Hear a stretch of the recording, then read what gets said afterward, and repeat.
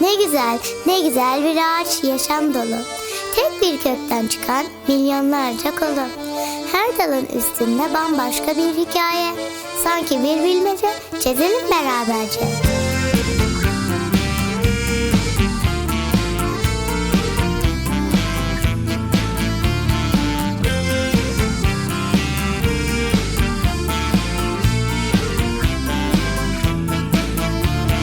Bak şu daldaki akrabam balık, parlar pulları sanki bir ışık.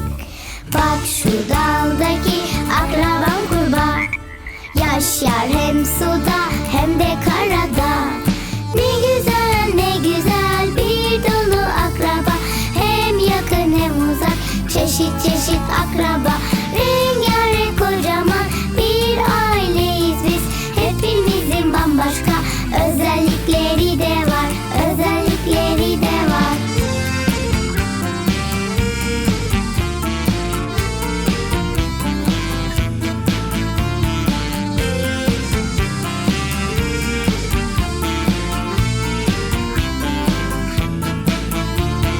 Bak şu daldaki akrabam yılan, kıvrılır gider hiç zorlamadan.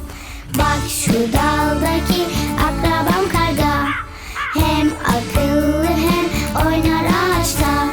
Ne güzel ne güzel bir dolu akraba, hem yakın hem uzak, çeşit çeşit akraba.